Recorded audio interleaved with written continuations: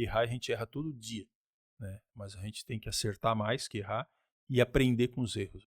Olá, seja muito bem-vindo ao podcast Sucesso na Jornada. Eu sou Ítalo Fogaça e a cada episódio traremos convidados para compartilhar seus desafios, seus fracassos e suas vitórias. Hoje nós temos a imensa satisfação de receber aqui conosco Silvio Bianchini. Ele é um dos fundadores da IMES, Indústria de Máquinas Especiais, que é referência hoje no setor moveleiro no Brasil. Silvio, seja muito bem-vindo. Olá, tudo bem? Muito obrigado pelo convite. É um prazer estar aqui e poder responder aí os teus questionamentos. Tá, ok. Antes da gente começar, Silvio, eu gostaria de presentear a você com o livro do Zaga, que é uma pessoa que teve aqui, um grande amigo, um empresário aí que começou um negócio de sucesso do zero, a Encore, Indústria de Argamassas e Tintas, e também Sim. 2 livros que eu escrevi, O Vício do Século e 10 Razões para Manter Seu Filho Longe das Telas. Então é um presente aí que a gente te dá. Espero que tu faça bom uso aí, boa leitura e que aprenda conceitos aí sobre essas temáticas aí. Muito obrigado, né? É uma surpresa aqui saber que tu também é escritor, né? E até um momento bom, porque agora eu tenho um pouquinho mais de tempo para ler. Tá certo? Eu vou fazer bom proveito. Tá certo. Silvio, então, a tua formação é engenharia mecânica, é isso? Eu sou formado em técnico mecânico, segundo grau, e depois em engenharia mecânica pela UFSC, né? Perfeito. E conta então para nós essa trajetória. A IMES já é uma empresa com mais de 30 anos, né? Fundada em 1993, estava contando aqui. Uhum. Essa trajetória toda de sucesso extraordinário que vocês tiveram, desde uma pequena indústria que fazia grampos para molduras, é isso? Isso. E até chegar nos dias de hoje, passando também um pouco aí como foi tua infância, tu realmente nasceu em Braço do Norte, conta um pouquinho dessa trajetória aí para nós. Bom, eu de nascimento nasci no Hospital de Braço Norte, né? Mas até os 5 anos eu morei aqui na Barra do Norte, aqui pertinho, né? Interior aqui de São Luís do Gero, que a minha família do meu pai é dali, né? Uhum. Então, só que daí, infelizmente, meu pai veio a adoecer e a gente teve que dali se mudar para Curitiba, onde moramos lá há 7 anos, onde meu pai fazia um tratamento lá. Depois ele veio a falecer, eu tinha 11 anos de idade, ele faleceu. E aí voltamos para Braço Norte. Então, tive uma infância boa, minha mãe viúva tal, mas apoiada sempre pelos familiares. Tivemos uma infância boa ali em Braço Norte, e lá pelo mais ou menos uns 14, 15 anos eu fui estudar em Florianópolis, né, fazer escola técnica lá, na casa de um tio, o senhor Antônio Carlos Werner, que tinha sido já diretor do, hoje DENIT, né, antes era o DER, Departamento Estadual de, né, uma pessoa muito inteligente, engenheiro civil, e ali eu tive a oportunidade de aprender muito, não só fazendo escola técnica, mas também ele como um tutor, mentor, né? Morei 4 anos com ele, uma pessoa fantástica, de uma inteligência assim fantástica. Então, eu aprendi muito ali. A minha educação ali foi forjada realmente assim com uma pessoa de uma inteligência, uma capacidade assim fantástica, né? E aí acabei fazendo vestibular, passei, né, para engenharia mecânica. E assim que eu me formei na escola técnica, eu comecei a fazer estágio também, o estágio profissionalizante, na própria escola, né, no laboratório da escola. Para pegar o diploma, eu tinha que ter um estágio profissionalizante.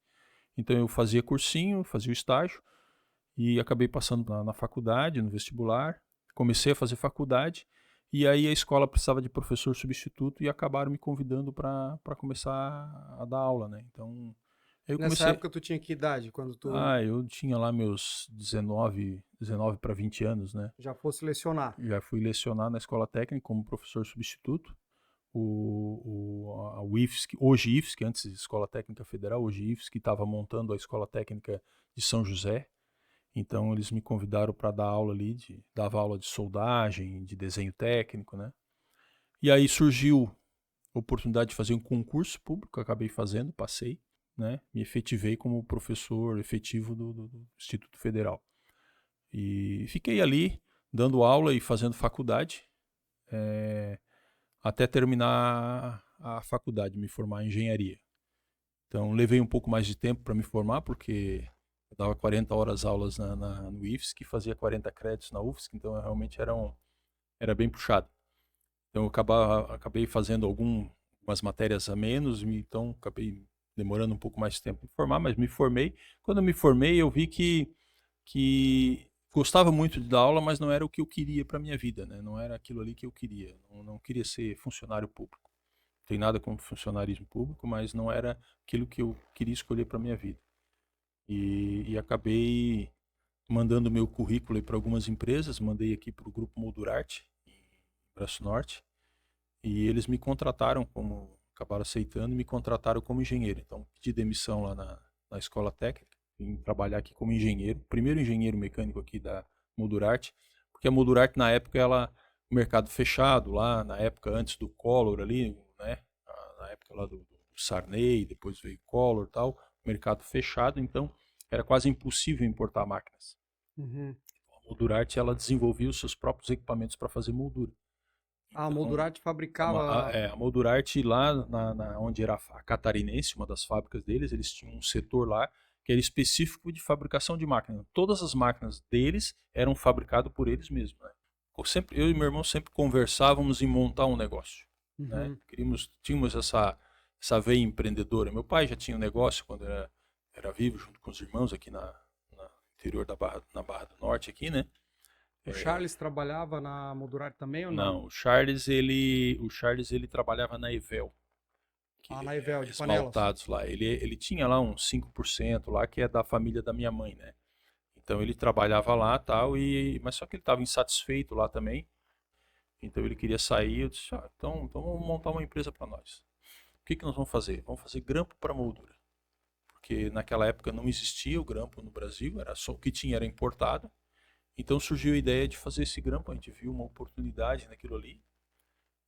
Eu sempre, quando falo, eu brinco, né? Nós montamos uma startup, né? Na época eu não sabia do que era isso, mas Uma startup. Tá na certo. verdade nós tínhamos uma ideia. Não tinha fábrica de grampo no Brasil? Não existia. O grampo existia as fábricas na Europa. Quem tinha esse produto aqui é porque foi alguma feira na Europa, importou uma máquina e importava os grampos direto de lá. Não existia. Qual país fabricava lá? Itália e França. Itália e França. Certo. Então, pô, isso é uma oportunidade, né? O mercado de moldura aqui no Brasil na época era muito forte. Isso é uma oportunidade de a gente desenvolver esse produto. E começamos. Ele saiu do emprego dele, eu fiquei no meio, disse: vamos começar aí, a gente divide o meu salário e vamos tocando. Mas não tínhamos o capital, né? Mas nós tínhamos que desenvolver alguma coisa para tentar vender a ideia. Então, o que nós fizemos? Nós desenvolvemos os primeiros protótipos de grampo e fomos oferecer para quem? Mais óbvio, para o dono da Moldurarte, o seu Luiz Góes. Só que o seu Luiz não abraçou a ideia, não quis investir.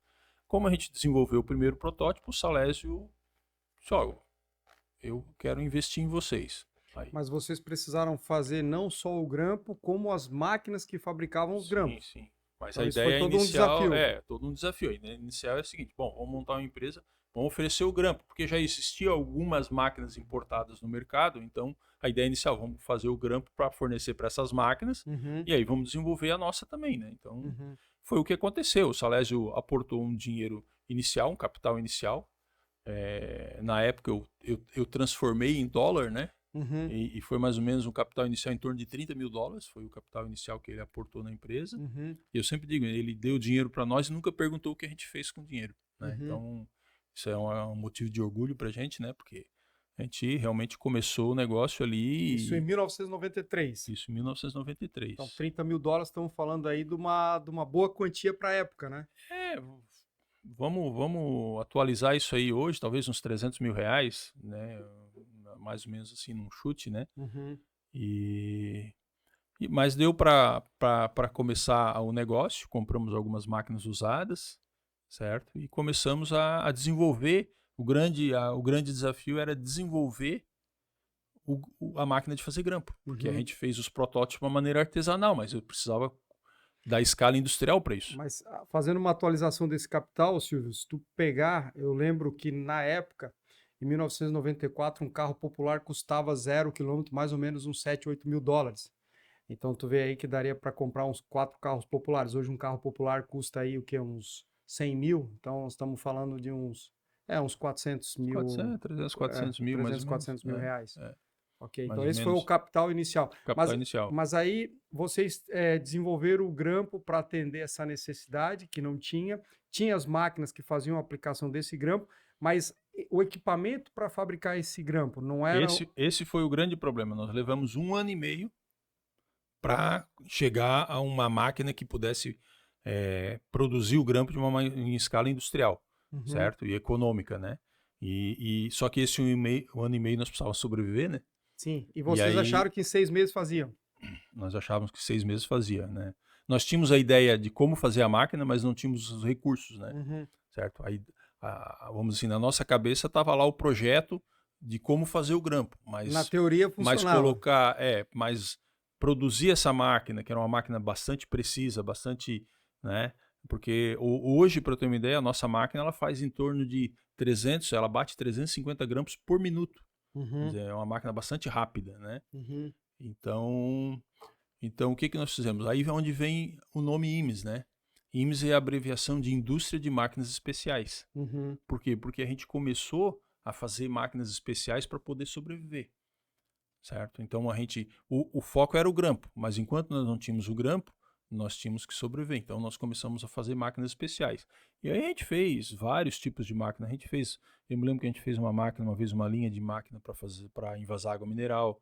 Nós fizemos máquinas para colocar porca em parafuso, esses parafusos grandes de ferragens de poste. uhum, Tinha uma empresa em Criciúma que produzia isso aí, e ela tinha lá várias pessoas que eles forneciam o parafuso com a arruela e a porca rosqueada. Então uhum. eles precisavam, e eles tinham pessoas fazendo isso de maneira artesanal. Então nós desenvolvemos uma máquina onde tu botava as porcas, ela colocava o parafuso, ela rosqueava automaticamente. Quer Uhum. dizer, então, e foram várias máquinas para a indústria de madeira, esquadrejadeiras, máquinas de lixar, quer dizer, alguém tinha uma necessidade no Tinha um Brasil. abacaxi, levava para vocês resolver. Exatamente, né? Uhum.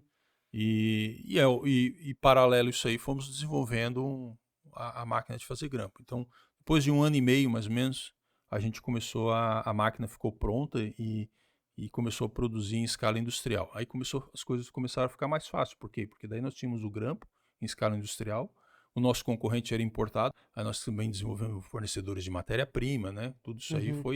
foi uma série de testes e investimentos, né?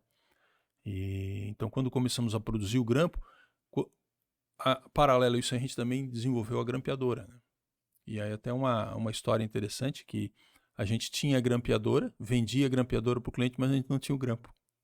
Tá certo, ele acabava usando ainda o importado. Ele acabava usando importado. E muitos, o que a gente fazia? A gente comprava o grampo importado, colocava na nossa caixinha e repassava para o cliente sem ganhar nada, Uhum. só para manter o cliente, né? Porque a Manter o gente sabia cliente. que depois a gente ia. Então a gente fez isso muito, né? Desenvolvemos as primeiras grampeadoras. E aí, a partir do momento que tem o grampeadora, as coisas começaram a ficar mais fácil. Por quê? Porque a gente tinha um produto inovador no mercado, o nosso concorrente era importado, ou seja, a gente produzia aqui muito mais barato, então a gente tinha margem para. Uhum. Né, e isso aí acabou dando sustentação para o crescimento da empresa. Né? Então, aí houve a necessidade de ampliar, aí onde a gente comprou um terreno, construímos o primeiro galpão nosso, que tinha mais ou menos em torno de 900 metros quadrados. A primeira fábrica tinha 200 e poucos metros quadrados. Depois a Uhum. gente veio para um galpão de 900, onde é a atual sede hoje. E aí uma coisa foi puxando a outra, né? Ou seja, aí como a gente tinha o grampo, a grampeadora, para fazer um quadro com acabamento, você precisa ter um bom corte. E na época não existia máquinas boas no mercado que fizessem um corte de precisão. Porque a moldura, tu conhece o mercado, a moldura ela é muito delicada, né? Ela é revestida com uma camada de gesso, então cortar isso ali é muito delicado. Então o que a gente fez? A gente começou a desenvolver máquinas para cortar também a 45 graus, e desenvolvemos as primeiras. Nós chegamos a importar alguma máquina da Itália na época, certo? Mas aí a questão do câmbio ali não ajudou, então a gente resolveu fabricar e começamos a desenvolver a nossa. Então fabricamos as primeiras máquinas esquadrejadeiras, a famosa IM30, que é uma máquina que o mercado reconhece muito como máquina de qualidade. E aí veio o grampeamento e o corte. Bom, mas corte gera pó, então eu preciso desenvolver um exaustor para coletar o pó.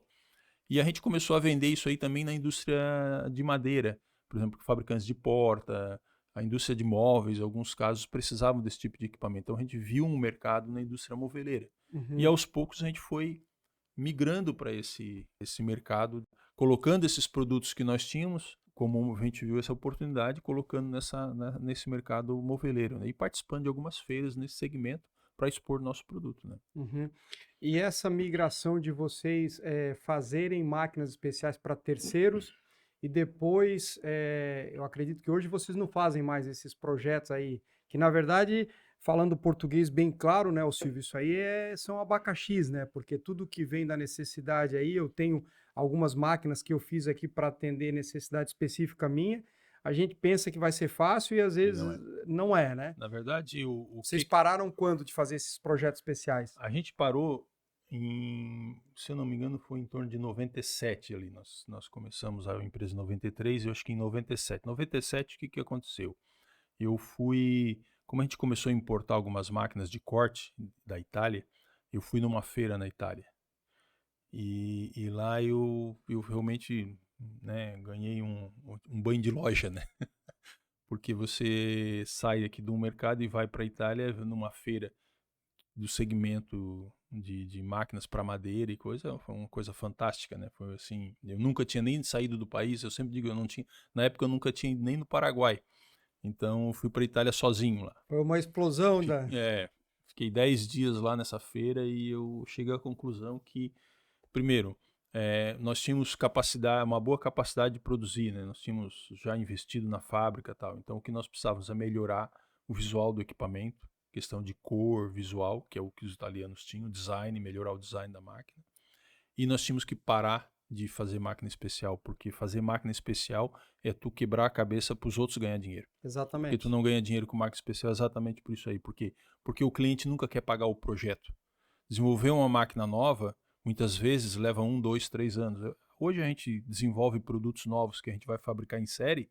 O último projeto que a gente desenvolveu, a gente levou 2 anos, né? Desenvolvendo equipamento, fazendo protótipo, testando, retestando. E muitas vezes o cliente ele tem pressa, ele está com um problema, ele quer a solução do problema dele, ele quer isso rápido. E muitas vezes a solução não vem rápida, né? E ele também não quer pagar por esse desenvolvimento. Então, realmente, a gente serviu para a gente se manter até aquele momento, mas a gente viu que não era a nossa vocação fazer máquina especial. Então, ali mais ou menos em 97 a gente parou, entregamos os últimos projetos, encerramos e aí demos continuidade, né, só na fabricação de produtos seriados, né?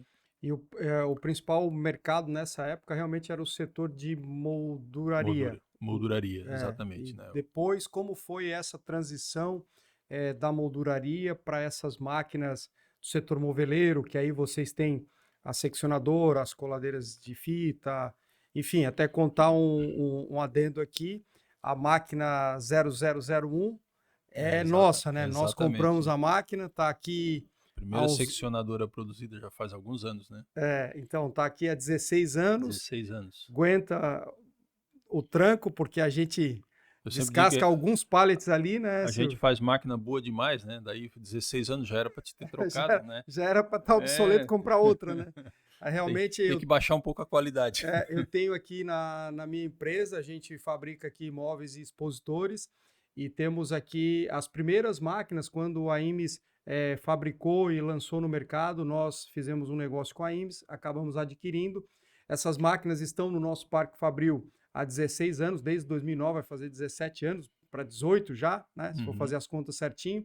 E o nosso volume de trabalho aqui é um volume seriado, então as máquinas realmente são bastante exigidas, estão ali produzindo, trabalhando perfeitamente. Então, fazer um jabá aqui gratuito para o Silvio, para o pessoal da IMES, que realmente o equipamento da IMES é feito com extrema qualidade, robustez, o equipamento de muita qualidade. Parabéns a todos vocês lá. Muito obrigado. Ô Silvio, então, essa migração do setor da moldura, do segmento da moldura, para o moveleiro, em que época se deu? Porque eu entendo que o mercado moveleiro, ele acaba sendo muito maior do que o de molduras, né? Na verdade, o que aconteceu foi, as coisas acontecem muitas vezes por necessidade, né? Então, o mercado muda e se a gente não está atento às mudanças no mercado, né, a gente acaba perdendo a vez, né? O grande exemplo que eu dou, que foi um dos causadores da mudança, né, foi a questão da fotografia digital, né, certo? A fotografia digital, ela influenciou muito o nosso mercado, porque as pessoas hoje elas quase não revelam mais foto, né? Então, o que aconteceu? O mercado de moldura começou a declinar. Primeiro porque a China entrou pesado entregando já o produto pronto. Isso é quadros, porta-retratos prontos. E outra porque realmente esse mercado começou a encolher, né? Então o digital ele influenciou muito, né? O exemplo é a Kodak, né? Então eu sempre cito, quando eu falo, eu sempre cito a Kodak porque quem inventou a câmera digital foi a Kodak, né? Kodak. E o Primeiro presidente, protótipo, né? Né, falou lá da Vai Kodak demorar na época. bastante. Não, ele disse, ó, vamos matar esse projeto porque isso pode matar a nossa galinha dos ovos de ouro, que era o filme, né? E Exato. realmente matou, né? Tanto que a Kodak hoje praticamente não existe mais, né? É. Então isso aí foi um dos fatores que realmente fez com que a gente começasse a olhar diferente o mercado. Então lá em 2003 a gente passou por uma crise muito forte, assim, o nosso mercado estava muito bem, de repente nossas vendas caíram muito e isso deu um baque na gente. Então a gente começou a olhar, 2003. 2003 mais ou menos, a gente começou a olhar e disse, ó, realmente o digital, na época a gente até pensou, não, foi a transição de governo, o primeiro governo Lula, porque o mercado desacreditou tal, mas a gente achou que no primeiro momento foi isso, mas depois fazendo uma análise mais profunda naquela época, a gente viu que isso ali teve uma certa influência, mas não era aquilo ali. O mercado ele já vinha se mudando e nós não estávamos chegando. Então, o que a gente fez? A gente começou a buscar outras opções, trabalhar mais forte na indústria de moveleira e buscar outras opções de desenvolvimento de equipamento, né? A gente parou de desenvolver os novos equipamentos que a gente tinha, daquela linha de moldura, e começamos a gente já tinha uma linha bem completa, inclusive, com exportação aqui para toda a América Latina, Estados Unidos, Europa, Austrália. A gente chegou a exportar essas máquinas para 20 e poucos países.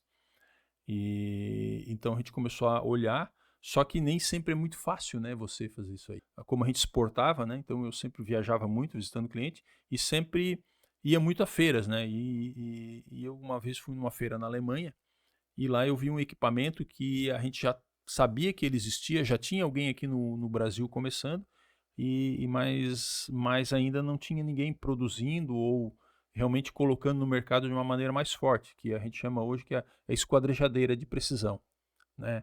É uma serra circular, mas ela tem uma mesa de alumínio e ela corta com bastante precisão, né? Então, esse equipamento lá fora já era comum, mas no Brasil não tinha.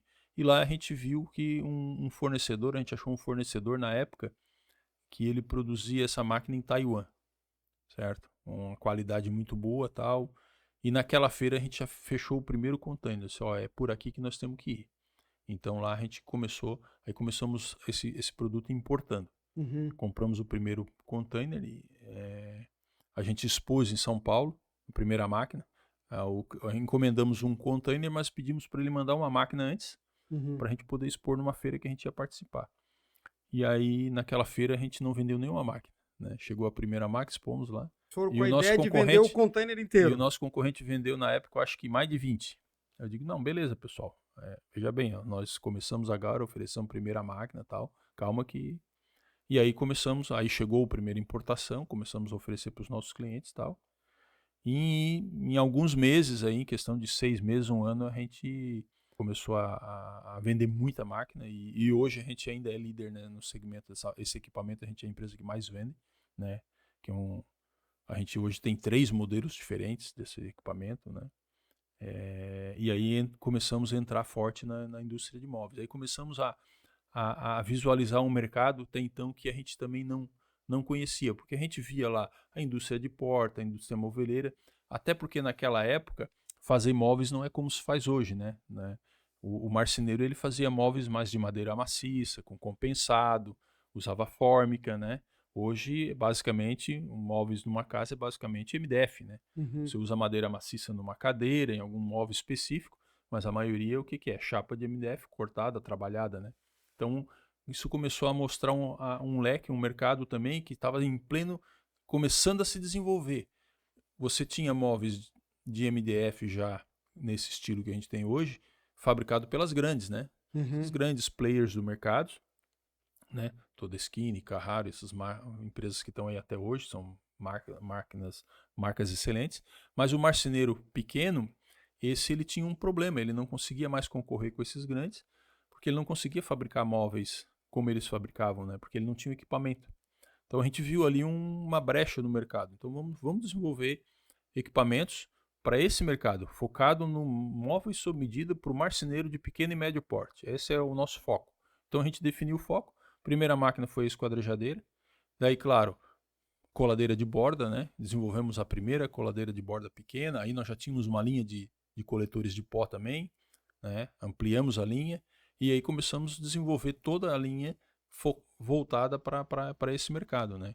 Então começou a primeira máquina esquadrejadeira, depois coladeira, a linha de exaustores nós já tínhamos, depois ampliamos a linha de coladeira de borda, né? Depois lançamos a seccionadora, onde tu, né, fosse o primeiro cliente, né, a comprar uma seccionadora. Hoje nós temos 3 modelos de seccionador, inclusive seccionadora toda automatizada, com pinça, quer dizer, uma máquina bastante automatizada. Hoje temos centros de furação CNC computadorizado. Agora lançamos uma linha de routers e nesting também CNC. Vamos ter agora no mercado 4 modelos. Esse ano estamos lançando mais 3 modelos, ou seja, vamos ter 4 modelos de nesting e routers, né? Ou seja, ampliando cada vez mais a linha, focado realmente para o mercado da indústria moveleira, né? Sempre focando o pequeno e o médio cliente, vamos dizer assim, produtor de móveis sob medida. Uhum. Ô Silvio, voltando um pouquinho no que tu falou dessa feira, onde vocês importaram um container de esquadrejadeira de precisão, e vocês não conseguiram vender nenhuma máquina. O motivo foi que a Imes ainda não tinha uma marca reconhecida ou o modelo que vocês trouxeram não atendia à expectativa do marceneiro aqui no Brasil?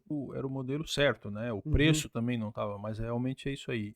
O mercado ele não reconhecia a Imes como uma empresa de móveis. Ninguém conhecia a marca Imes na indústria moveleira, certo? Você Foi uma resistência à o marca, pessoal chegava, qualidade. quem são vocês, né? Uhum. Né? Da onde é que são? Quer dizer, então realmente foi isso aí, quer dizer, a gente E o apresentou, concorrente na época era quem aqui no Brasil? o concorrente era uma empresa alemã, que eles tinham montado uma filial aqui em Blumenau, chama-se Altendorf, que foi a empresa que inventou esse tipo de equipamento. Certo. Certo? Uma marca muito boa, fantástica, né? Começaram aqui na época a produzir alguma coisa aqui, produziram durante uns anos, depois o produto deles ficou muito caro para esse mercado, eles acabaram Eles não estão saindo, mais no não mercado. estão mais nesse mercado, mas um equipamento fantástico, né, de qualidade muito boa, até Na porque Europa continuam. continuam, né? Mas ela foi vendida, ela era uma empresa familiar e ela foi vendida por um grupo de investimentos. Uhum. E... Só que é o seguinte, é um produto muito bom, mas caro para o nosso mercado. Nós lançamos um produto bom também, né, com a qualidade bastante razoável e um preço muito mais competitivo, né? Então, por isso nos deu chance. E também as estratégias de mercado que a gente traçou, né? Uhum. A gente começou a gente identificou alguns distribuidores de máquinas no Brasil e a gente começou a trabalhar via distribuidores, né? Tanto que a Imes hoje, o modelo de venda nosso não é um modelo de venda direto, né? A gente vende através de revendas, né? Ah, Então, vocês não vendem para o marceneiro não, a diretamente? gente não vende diretamente. Então, o nosso cliente final é o marceneiro, mas o nosso distribuidor, que faz toda a logística de distribuição, são os revendedores de máquinas e as chamadas madeireiras, que hoje são empresas que distribuem chapas de MDF Uhum. e acessórios, né? Essas empresas, elas Uhum. vendem todo o insumo e também a parte de máquinas, né? Inclusive, um dos fornecedores nossos aqui é o pessoal da SS, o E Fábio, lá é do nosso. Caravaggio. Um abraço pro Fábio aí. Eu fui esses dias lá no escritório dele e aí vi que tinham várias máquinas da Imes lá em Uhum. exposição. Então, essa estratégia realmente de usar essas revendas. Mas aí eu te pergunto, Silvio, não, em questão de margem estratégica, por que essa decisão via esses distribuidores, conquanto no marceneiro direto, talvez uma margem aí Nós, melhor? nós desenvolvemos 2 estratégias que eu acho que foi que deu certo. O primeiro a gente nunca teve vendedor, a gente teve promotor técnico. Então, o que a gente fez? A gente identificou as regiões, contratamos pessoas, treinamos para ser um promotor nosso. Ou seja, e a função dele é ir lá, junto com o vendedor das revendas, fazer o apoio técnico, certo? E o fato de trabalhar com a revenda, a gente aumentou a nossa capilaridade através, vamos supor, se eu tivesse que pegar um estado como Santa Catarina, provavelmente eu ia ter que ter uns 4 ou 5 vendedores meus, dividir por região, e os vendedores Ou representantes. né, ou contratado ou não, né? Mas eu teria que dividir o estado em 4, 5 regiões, certo? E fazer isso aí. Hoje, o que eu tenho? Eu tenho aqui no sul aqui a SS, eu tenho a Clipper, eu tenho 3, 4 revendedores aqui. Um abraço pro Gelson da Clipper também. Isso, fornece gente boa máquinas para nós. É. Meu jogador. Jogador, aqui na região de Florianópolis nós temos revendedor, no norte do estado outro, lá no oeste nós temos outro, ou seja, cada revenda dessa tem 5, 6, 7, 10 a capilaridade é muito maior. Vendedores, então a capilaridade é maior.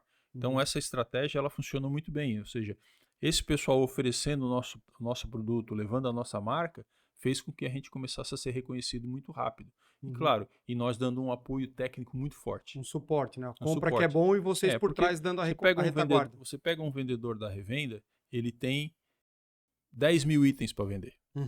Ou seja, a nossa máquina é só mais um. E tem muito vendedor que não entende.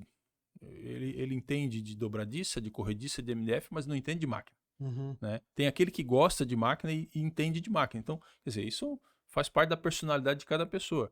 Então, muitas vezes aquele vendedor que não entende de máquina, ele levanta uma necessidade e ele tem medo de vender, porque ele não quer perder o cliente dele.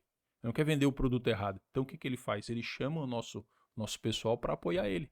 E aí vai o nosso pessoal lá, faz toda a explicação técnica, identifica qual é o tipo de máquina que ele precisa, o porte, tamanho, até pelo porte do cliente, conforme o trabalho que ele vai fazer, certo? E na hora de negociar preço, aí o vendedor faz a negociação. Então nós fizemos o apoio técnico e ele faz a parte comercial, né? Então essa foi uma estratégia que funcionou bem e aí, em questão de 2, 3 anos aí a IMES cresceu muito no mercado. Hoje nós somos um dos líderes desse mercado. Eu arrisco dizer que hoje a gente deve ter aí um 30% do mercado de máquinas no Brasil. Hoje a gente tem bastante coisa. Eu acredito também que essa decisão de vocês migrarem para o setor moveleiro, ela teve um pouco aí de time certo, porque pegou uma fase que eu entendo que foi uma fase que a construção civil, de certa forma, ela estava aquecida também, né, Silvio? Então uma coisa puxa a outra, né? O cara constrói, vai mobiliar e exatamente. Isso, né, eu acho que ajudou isso daí, né? Assim, a gente foi isso aí, a gente entrou no time certo. A construção civil estava aquecendo, a maneira de fabricar móveis estava mudando, então o cliente ele precisava se reequipar. Ou seja, muitas máquinas, uma galopa, uma desengrosso, uma plana, quer dizer, essas máquinas hoje, elas tem muitas marcenarias que elas estão lá sucateadas, porque o marceneiro hoje não precisa desse tipo de equipamento. Né? Então, o marceneiro ele teve que renovar o parque fabril. Então, nós entramos na hora certa, oferecendo o produto focado para eles. Correto. Porque esses produtos já existiam, mas eram inacessíveis, eram muito caros para esse mercado. Então a gente desenvolveu fabricando aqui, certo? E importando também alguma coisa, desenvolvendo projetos, fabricando aqui ou fabricando fora, né? Mas o produto adequado a esse tipo de cliente. Certo. Antes de nós fazermos aqui a próxima pergunta para o Silvio, que é uma pergunta aqui, quero colocar ele, extrair o máximo do nosso convidado, que tem uma vasta experiência aí de vida e também no setor empresarial, como empreendedor. Nós vamos fazer aqui o nosso comercial para os nossos patrocinadores, o BIT Peças e Tintas. Você que tem funilaria e pintura ou precisa de peças ou transportadora, o BIT é a opção certa, com uma linha completa aí de peças, atendendo todas as oficinas de funilaria e pintura e também com peças automotivas. Você que está em outras partes do Brasil, você pode também comprar através do site, que o BIT com certeza entregará aí na sua porta. A Incor, argamassas e tintas, com a sua linha completa para material de construção, com aditivos, com tintas emborrachadas, vernizes, ou seja, uma linha completa aí com produtos de altíssima qualidade e também a Lacita Alta Movelaria. Você que está aí construindo, vai precisar de imóveis planejados, entre em contato com o pessoal da Lacitar, que a gente vai dar um ótimo atendimento para você. Muito obrigado pela audiência e vamos agora aqui extrair um pouco mais do nosso ilustre convidado. Silvio, nessa trajetória, qual foi ou aquilo que tu classifica como o maior desafio que tu enfrentou? Teve algum momento que tu passou por uma dificuldade e realmente tu pensou, talvez não vou conseguir dar a volta, não vou vencer? Teve algum momento assim que tu classifica como teu maior Eu, desafio? eu acho que o grande momento foi a pandemia, né? A pandemia, eu acho que para muitas empresas foi um desafio enorme, né? Porque a gente, de uma hora para outra, vamos dizer assim, o chão caiu, né? O chão desapareceu. E eu me lembro que a gente não chegou a parar 100%, mas nós, nas primeiras semanas, mandamos os funcionários tudo para casa. Então eu entrava dentro da fábrica vazia, fechada, e você, todo dia, às vezes, durante o dia, você tomava 2, 3 decisões diferentes, porque as coisas mudavam, você, né, estava todo mundo perdido, né? Então isso foi realmente um momento, assim, bastante complicado, e a gente ficou aí uns 2, 3 meses meio praticamente parado, as contas vencendo, os clientes pedindo prorrogação de duplicata, ou seja, nós não recebíamos, mas tínhamos que pagar. Tinha que pagar, não recebia, não vendia também, porque o Exatamente, mercado. né? Claro, tivemos vários fornecedores que foram realmente fantásticos com a gente, né? Mas realmente foi um desafio muito grande. E aí, ao mesmo tempo, depois a coisa começou a voltar numa velocidade desproporcional, né? Porque as pessoas começaram a ficar em casa e começaram a olhar para dentro de casa, aquele sofá velho ele resolveu Não gastava trocar. fora, gastava dentro de casa. Exatamente, né? Pararam de gastar com viagens, etc, etc, e começaram a gastar com a casa, né? E isso aí fez com que o nosso mercado ele voltasse em forma de V, né? Ou seja, ele caiu muito forte, subiu muito forte. E aí para produzir também era um problema, porque a gente começou a ter problema de fornecimento de matéria-prima. Na época a gente sempre importou equipamentos, sempre produziu equipamentos lá fora, né? Então os nossos fornecedores também em China e outros lugares também com o mesmo problema. E as matérias-primas subiram, começaram a subir muito, então, ou seja, uma série de coisas. Ou seja, no primeiro momento foi um problema muito sério que parou tudo, mas no segundo momento a coisa voltou muito forte e a gente também não conseguia dar conta e não conseguia, vamos dizer assim, atender o mercado como precisava. Então realmente foi um aprendizado muito grande. Tá certo.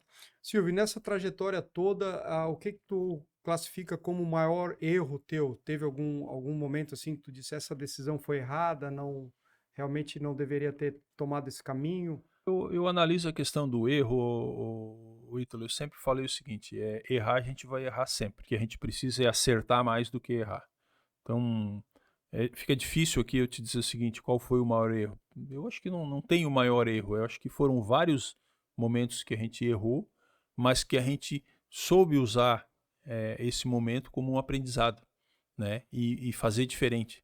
Então, eu acho que uma empresa, se as pessoas que estão ali têm essa visão, eu acho que a tendência de ela, é, vamos dizer assim, ela ter sucesso é bastante grande, né? Então, errar a gente erra todo dia, né? Mas a gente tem que acertar mais que errar e aprender com os erros. Eu acho que essa é o que eu tenho para dizer sobre isso aí. É o que eu sempre falo aqui também no meu negócio, que o errar é inevitável, o importante é que na média a gente tenha mais acertos Isso. e que não cometa os mesmos erros, né, Silvio? Porque como diz o velho ditado, errar é humano, mas repetir é burrice, né? Exatamente, é bem por Então, aí mesmo. o caminho é esse daí.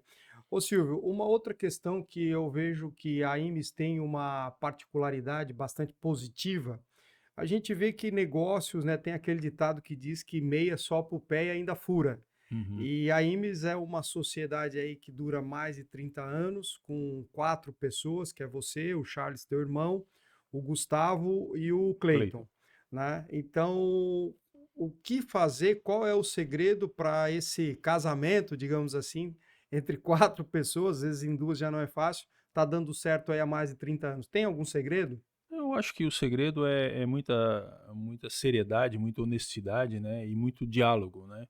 Porque são 4 cabeças diferentes, idades diferentes, Quer dizer, eu fiz 60 agora, o meu sócio mais novo tem 40, né? Então nós temos aí né? Uma geração de É uma diferença. geração de diferença, né? O Charles, meu irmão, tem um ano mais velho que eu.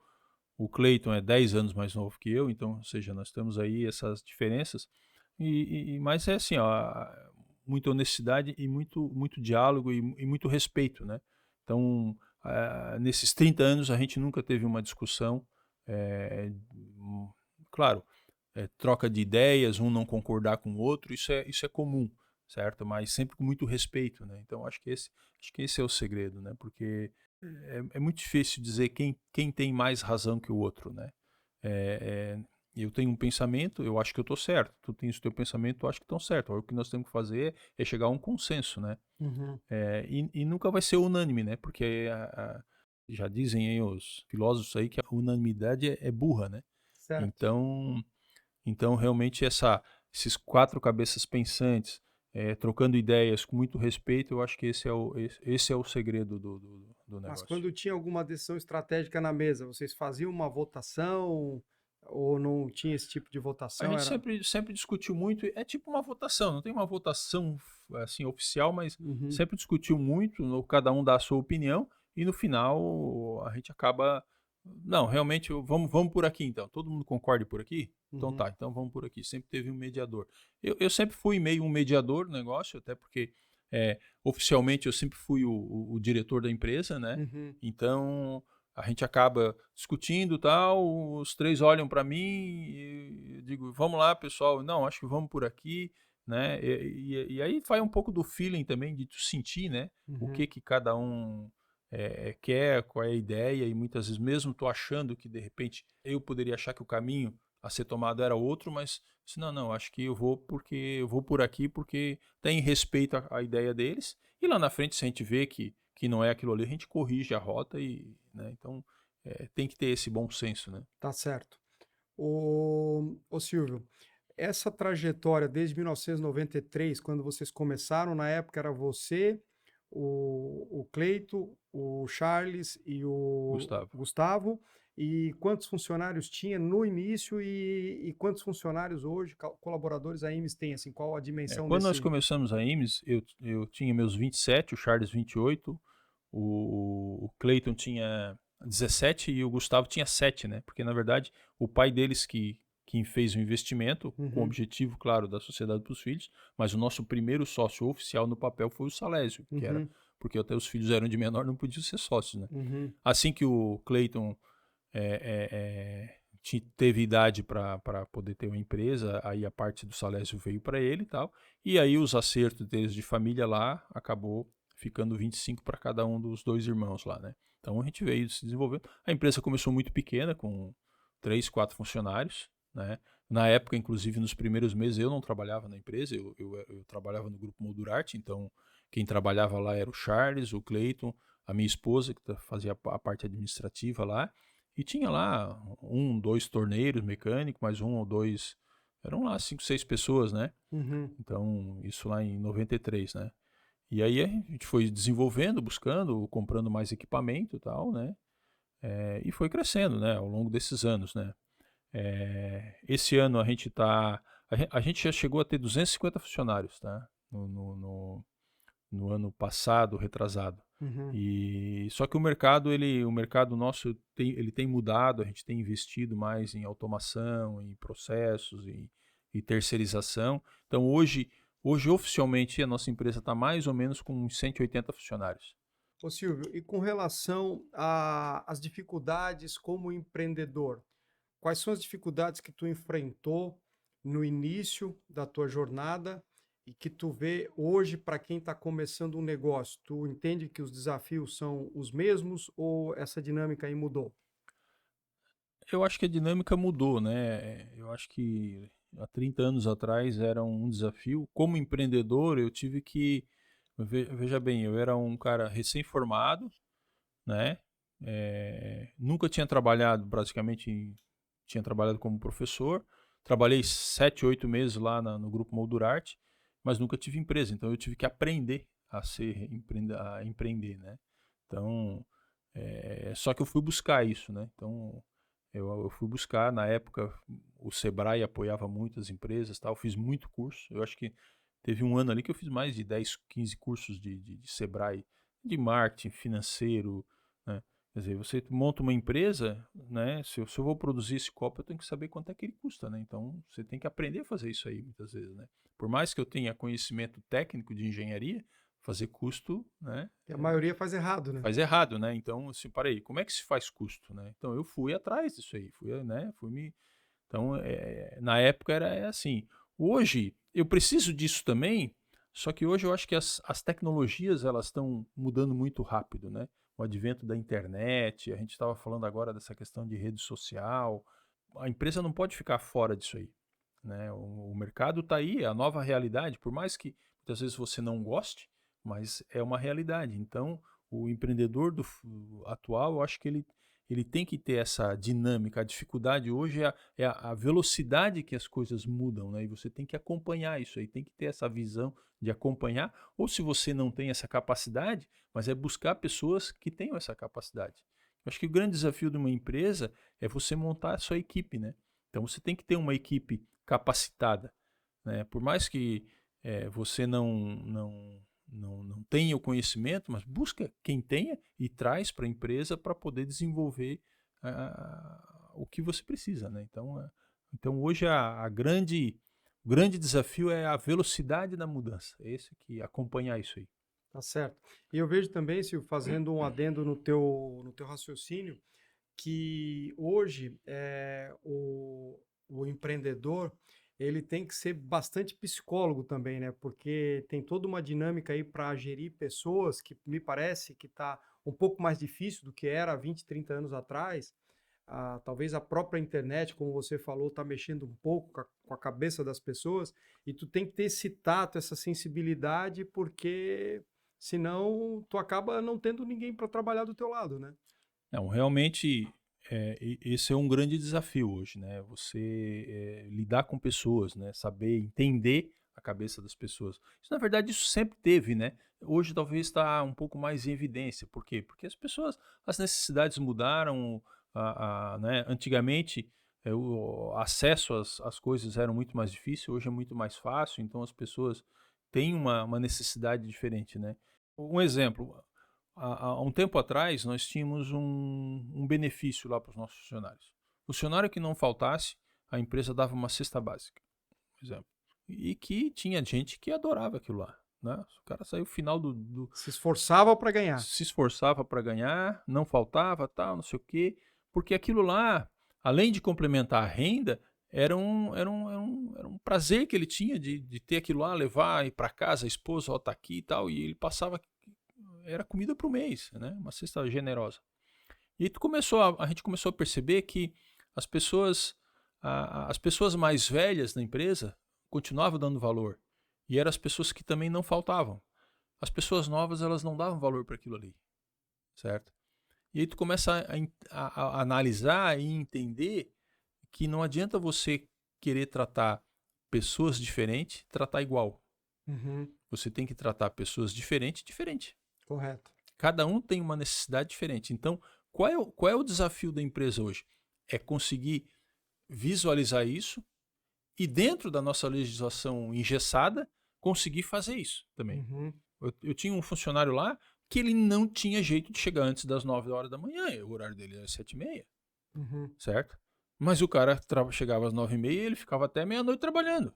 E dá-lhe advertência pro cara. Não sei, quer dizer, você tem que entender que a necessidade dele é outra. Pô, o cara trabalha com desenvolvimento de software, que não sei o que, com eletrônica, não sei o que. O horário produtivo dele era aquele ali. Então tem que deixar o cara trabalhar, né? É um exemplo, né? Uhum. Essa questão da cesta básica. Pô, o que a gente fez? A gente mudou, a gente parou de dar a gente deu um cartãozinho pro cara. Ó, tá aqui o cartãozinho. Tu gasta o dinheiro como tu quer. A molecada vai lá, compra uma cervejinha, bota uma gasolina no carro, não sei o quê. O pessoal mais velho vai lá, o outro gasta com farmácia, o outro gasta com comida. Quer dizer, ele faz o que ele quiser com o dinheiro. Perfeito. Certo? Mudou completamente o negócio. Uhum. Né? Então, esse é o desafio, é você tratar pessoas diferentes de maneira diferente. Correto. Cada um tem a sua necessidade. Perfeito. Ô Silvio, e diante do mercado que a gente sabe que é concorrido, né? A concorrência está em todos os ramos, em todos os setores. O que que tu classifica como o diferencial da IMES? Da IMES, eu acho que a IMES sempre foi muito focada no cliente, né? Sempre muito focada na necessidade do cliente, sempre tentando entender o, o que o cliente precisa, certo? E tentando transformar isso aí em produto, né? Esse é o desafio, né? E a IMES sempre focou muito nisso aí. Então, oferecer o equipamento certo para a necessidade certa, né? Oferecer o serviço certo também para o cliente. Então a gente sempre trabalhou isso aí, né? Claro, e aí, como a gente já falou aqui, os canais de distribuição e tal, né? Mas eu acho que a grande questão realmente é isso aí. A IME sempre teve esse pensamento, tentar atender a necessidade do nosso cliente, tentar ser flexível de tal maneira que a gente consiga atender as necessidades. Nem sempre isso é muito fácil, né? Porque Uhum. às vezes Tem ser humano do outro lado. são necessidades totalmente diferentes, né? O cliente aqui do sul é diferente do cliente do centro-oeste, do sudeste, do nordeste. Eles usam a máquina de maneira diferente, fazem os móveis de maneira diferente, e você tem que atender esses segmentos, né? Então, esse realmente eu acho que é o que a gente. Parte do sucesso nosso vem disso aí, de nós sempre estarmos tentando entender o cliente, sempre estarmos perto do cliente, entendendo quais são as necessidades que ele tem. E diante de uma trajetória tão bonita, de tanto crescimento, para onde a IMES está olhando agora? Essa é uma boa pergunta, né? A IMES hoje ela tem. O que ela espera aí para o futuro? A gente tem discutido muito isso aí, né?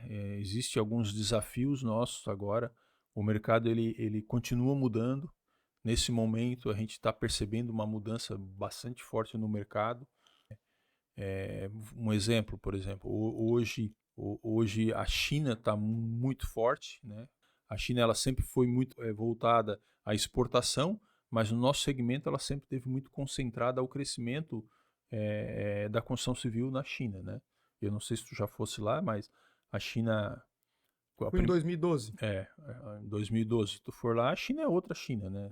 Naquela época que tu foi, a China estava construção, prédio e prédio e prédio, ou seja, a indústria de máquina moveleira estava focada para o mercado interno. A, a parte de construção da China está em colapso, né? Isso a gente já sabia que isso ia acontecer, né? Construíram demais. Construíram demais. Então, essas empresas elas precisam vender. Então, essas empresas agora estão focando no mercado externo. É o que está acontecendo, por exemplo, com a indústria automotiva. Eu estava até lendo hoje a questão da BYD, por exemplo. As vendas da BYD na China caíram 40%. Só que aumentaram 50% na exportação. Ou seja, o mercado interno deles está saturado, está saturando e tal. Então, eles têm que jogar. Então, hoje nós estamos sentindo essa consequência, por exemplo. Hoje qualquer um pode ir lá começar a importar a máquina, qualquer produto da China e trazer e distribuir, certo? Então, o nosso grande desafio é lidar com isso, né? Nós temos uma estrutura, uma empresa, uma estrutura comercial, como é que eu vou concorrer com o cara que está comprando lá na China e vendendo direto para o meu cliente, e sendo que eu vendo para o revendedor, Produz aqui com custo eu maior, produzo aqui com tem um custo. atravessador. Exatamente. Eu tenho uma estrutura comercial, eu tenho uma estrutura de desenvolvimento de produto. Eu tenho em torno de 15 engenheiros lá desenvolvendo produtos, né? Porque eu não sou simplesmente um importador. Eu desenvolvo o produto aqui e desenvolvo parceiros lá fora. E aqueles parceiros produzem para mim, né? Então, é um produto diferenciado, com qualidade, tem todo um controle. Por exemplo, quando eu trago um produto da China, um container chega, eu abro todas as máquinas, revisam todo antes de mandar para o meu cliente. Porque eu tenho que ter certeza que o meu produto, né, chegou certo e está indo certo para o meu cliente. Ou seja, tem tudo isso aí, tem um custo, né? Então, como fazer para concorrer com esse cara que simplesmente chega aqui e tal? É um aventureiro que muitas vezes vai lá, importa um pouco, depois ele some do mercado, mas é um aventureiro que atrapalha o mercado. Sim. Então, ou seja, são outros desafios. outros desafios, mas que estão aí e que nós temos que tratar. Então, a discussão está em cima disso aí. Como crescer dentro do mercado? E outra coisa, será que só moveleiro para nós é o suficiente? Será que a gente não pode atacar outros mercados que a gente pode estar desenvolvendo produtos ou que as nossas máquinas também atuem? Então, isso é uma pergunta que a gente faz constantemente lá dentro, né? Para poder continuar crescendo, porque, né, a gente tem potencial, a gente sabe que tem mercado, então Esse é o desafio. Hoje, na linha de produtos que a Ames comercializa, o que é fabricado aqui, o que é fabricado na China, quantos por cento desses equipamentos? A gente tem mais ou menos, até o ano passado, a gente teve mais ou menos 50%. 50% produzido aqui, 50% a gente desenvolve e produz na China, né? O desenvolvimento é de vocês, né? Desenvolvimento aqui, desenvolve o produto aqui e produz lá. A gente tem alguns parceiros já de alguns anos que tem fábrica lá. Nós temos parceiro lá que fabrica só pra gente, né? Ele tem uma fábrica lá que só fabrica pra gente, certo? Então, o que a gente está fazendo? A gente está renovando a nossa linha, né? Desenvolvendo isso aí, né? E aí, mais ou menos hoje, é mais ou menos meio a meio. A tendência é trazer um pouco mais produto de lá, crescer mais o produto de fora do que o fabricado aqui. Pelo custo, pela dificuldade de mão de obra, uma série de coisas que a gente está enfrentando aqui, né? Tá certo. Silvio, se a gente pudesse voltar um pouco no tempo, aí com toda essa bagagem, experiência tua, essa trajetória, né? Tu falou que completou 60 anos agora em dezembro passado, e tu pudesse ter uma conversa com o Silvio lá de 20 anos, o que tu diria para ele? Eu acho que o Silvio podia ser um pouco mais ousado. Eu sempre fui muito conservador, né? Eu acho que sempre fui um cara assim, sempre muito pé no chão. A gente sempre foi, na verdade, os quatro são assim, né? Então a gente podia ser um pouquinho mais ousado. Eu acho que Mas tu não classifica que às vezes o ser conservador, o pé no chão, faz também que tu dê passos para frente que são passos seguros? com Porque eu certeza, também vejo com isso em certeza, mim. com Eu também certeza. vejo isso em mim. Eu poderia muitas vezes meu negócio aqui ter crescido mais ou arriscado mais, ter sido mais ousado, mas por outro lado eu vejo também que cada passo muito bem pensado e que nunca houve assim um retrocesso. Lógico, tem esses Sim, ajustes, né? claro, Mas claro. às vezes, né, a gente vê aí exemplos de empreendedores que acabam em momentos.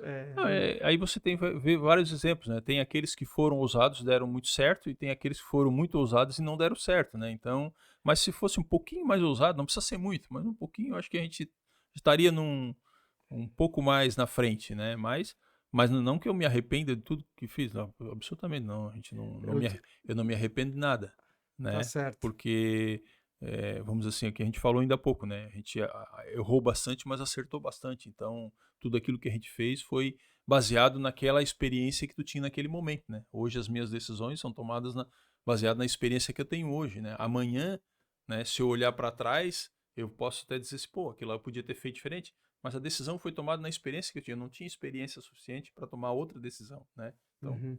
Eu digo assim porque eu tenho como exemplo, né, um cara que é muito conhecido no Brasil, no mundo todo, né, o Ike Batista. Eu li o livro dele, ele com 20 e poucos anos de idade, ele ia para a Amazônia, primeiro uhum. comprar e vender ouro, depois ele montou a própria mina, e ele ganhou no primeiro ano, acho que 5, 6 milhões de dólares, com 20 e poucos anos de idade, só fazendo esse trâmite aí com ouro. Então imagina para a época, acho que década de 70, por aí. Uhum. Depois ele começou a empreender e comprar minas de ouro pelo mundo todo. E ele foi, ele não era nem conhecido, né? Depois ele ficou conhecido como marido da Luma de Oliveira. Ele foi um dos primeiros empresários, se não o primeiro, a comprar um jato, um Citation, salvo engano, que na época por mais de 60 milhões de dólares. Ou seja, ele antes de ser conhecido, ele já era muito rico, os negócios dele davam muito dinheiro. Teve uma mina que ele comprou com sérios problemas no Chile, aonde ele falaram para ele não comprar, que ele não ia dar volta. Ele conseguiu dar volta, vendeu essa mina para um grupo, acho que anglo-canadense, alguma coisa do tipo. Teve US$ 1 bilhão de lucro nesse negócio, ou seja, ele não precisava ter feito nada do que ele fez, os mega empreendimentos, o que acabou levando ele à ruína, né? Então, às vezes, esse conservadorismo também ele ajuda a Tem um lado gente. bom, né? É, Mas se ele fosse muito conservador, ele também não chegava onde ele chegou, né? Então, também. Tava no DNA dele, né? você pega o exemplo do Elon Musk, né? Quer dizer, é um cara que Extremamente ousado. se você ler o livro dele também, tu vai ver que o cara é extremamente ousado. Ou seja, quando ele ganhou lá os primeiros milhões dele, ele podia ter ficado quietinho ali, mas não, ele resolveu. 250 milhões na venda lá É, do PayPal para Compaq e botou exatamente. tudo na Tesla e na SpaceX. Exatamente. Aí o cara continua desafiando, né? Isso talvez esteja no DNA dele e tal, mas eu acho que o empreendedor é isso aí, né? ele não se satisfaz com o que tem, está sempre inovando, sempre desenvolvendo, sempre fazendo coisa diferente. E tem aqueles que são muito mais ousados e aqueles que são menos, né? Então, é por isso que eu falo, às vezes se eu fosse um pouquinho mais ousado, talvez, né? Mas estou bem contente com onde a gente está. Quando tu olha para trás, eu peguei o começo ali da Imes, né? 1998, cheguei a fazer um trabalho lá pro Sim, primeiro catálogo de máquinas de vocês, na época com o pessoal da Continental OP, que era agência de publicidade, né? E a gente vê que o crescimento de vocês foi fantástico, né, é, Silvia? Que às vezes a gente tem aquela tendência do ser humano que é sempre olhar a grama do vizinho, achar a grama bem isso aí do mesmo, vizinho mais verde, né? bem isso aí. A gente está se encaminhando aqui para o final, Silvio, do nosso bate-papo. Eu quero mais uma vez fazer aqui um jabá para os nossos patrocinadores, o BIT Peças e Tintas Automotivas. Você que precisa de peças, você que tem funilaria e pintura, procure o BIT porque eles têm uma equipe fantástica, um atendimento focado no cliente e excelentes produtos. A Incor também com a sua linha completa de produtos para construção civil, tintas, argamassas, rejuntes, aditivos especiais. E a Lacita Alta Movelaria para você aí que está construindo, precisa decorar a sua casa, seu apartamento, procure a Lacitar, que com certeza será muito bem atendido. Um agradecimento a todos os nossos patrocinadores. Estamos nos encaminhando para a reta final. Eu gostaria de fazer agora um ping-pong, que tu respondesse em uma palavra ou em uma frase as perguntas que eu vou te fazer aqui. Pode contextualizar, mas de uma maneira mais sucinta, que tu pudesse aí estar contribuindo com a tua experiência de vida. O que é o sucesso para você, Silvio? Eu acho que o sucesso é chegar onde a gente chegou e estar bem consigo mesmo, né? Estar tranquilo, ou seja, uma sensação de, né, não que eu tenha chego no topo, não, né, mas uma sensação de estar realizado, né? Pô, a gente veio lá de baixo, tal, e a gente conseguiu alguma coisa e aí tem potencial para mais ainda, né? Acho que esse é o sucesso. Tá certo. Qual o seu maior erro? Eu errei bastante, né? Mas eu acertei mais do que errei, então é difícil. Eu não tenho o maior erro. Eu acho que o meu maior erro é uma sucessão de erros. Perfeito. O seu maior acerto? O meu maior acerto também é isso aí. Acho que é ter tomado a decisão de fazer, né? Eu vi no quadro ali que tem, né? Existe apenas uma maneira de começar a construir o seu sonho, né? Pare de falar e comece a fazer, né? Então acho que o maior acerto foi ter tido a iniciativa de fazer. De repente, a hora que tu decidiu não ser professor, porque estava te Exatamente. encaminhando, não, vou montar meu negócio. É. Talvez no momento se mostrou uma decisão Uma vez eu falei desafiadora. para minha esposa que devia ter ficado lá na escola técnica. Não, tu não ia estar realizado, então não. Tá Porque às vezes a certo. gente pensa, o negócio às vezes, né, passa por umas fases assim meio ruim, o cara pensa, Devia não pá, ter feito nada. daí, não, realmente Quando o Silvio não está trabalhando, o que ele gosta de fazer? Algum hobby? família, né? E eu gosto de pedalar,